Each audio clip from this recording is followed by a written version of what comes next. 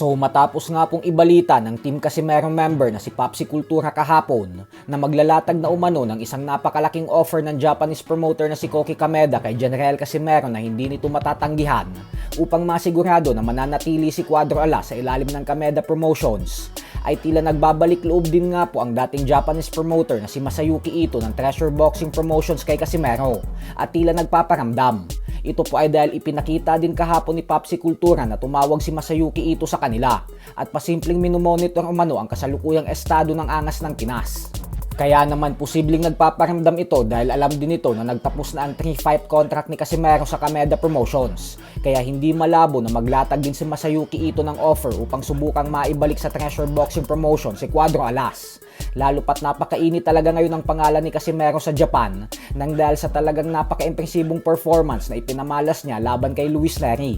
Pero ganun pa man ay malabo po itong balikan ni Casimero dahil kung maaalala natin ay madami din itong sinabing hindi magagandang bagay kay Casimero noong mga panahon na hawak niya pa ito. Kagaya ng wala daw disiplina ang angas ng Pinas at na pinagsisisihan niya umano na kinuha niya si Casimero dahil sakit sa ulo lang daw ang binibigay nito sa kanya.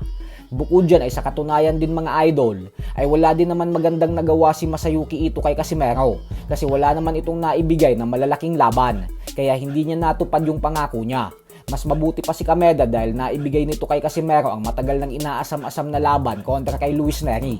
Kaya malaki talaga ang posibilidad na mananatili pa din si Cuadro Alas sa Kameda Promotions. Samantala, tila hindi nga po naitago ng isang magandang chef sa Japan ang kanyang pagkagigil kay General Casimero dahil hindi ito nakapagpigil sa pagpisil ng pisngi ng former 3 Division Champion. Buong-buo po lagi ang kanyang suporta kay Casimero sa tuwing lumalaban ito sa bansang Japan, kaya naman madaming Pinoy boxing fans din ang natutuwa sa kanya. Sa kabilang banda naman mga idol ay tila dead mga po talaga ang Japanese monster na Oya Inoue sa kabila ng knockout na panalo ni Casimero kay Luis Nery. Dahil imbis na maglabas ito ng reaksyon sa performance ni Casimero at sumagot sa hamon, ay hindi niya pa rin ito binibigyan ng pansin. At bagko sinabi pa ni Inoue na nakatuon na daw ang kanyang atensyon ngayon sa paparating na laban ni Jesse Bob Rodriguez at WBA Bantamweight Champion Antonio Vargas na siyang nakatakdang ganapin sa linggo. Ito ay dahil pag nakuha ni Rodriguez ang panalo sa linggo, ay malaki po ang posibilidad na sila na ni Inoue ang sunod na magtutuos bago magtapos ang taon na ito. Kaya maliwanag po na mas gustong labanan ni Inoue si Rodriguez. Binalita rin ng The Ring Magazine na bantay sarado daw talaga ni Inoue ang laban sa linggo. Bukas na po ang official and final weigh-in ng Rodriguez versus Vargas. At tandaan din po natin na hindi pa sigurado na si Naoya Inoue na ang sunod na kalaban ni Rodriguez. Gawa ng bukas din ito sa ideya na unahing makalaban ang mas batang kapatid ni Naoya na si Takuma Inoue kung sakaling pala rin siyang manalo kay Vargas. So hanggang dito na lang po muna tayo mga idol. Sports Talk PH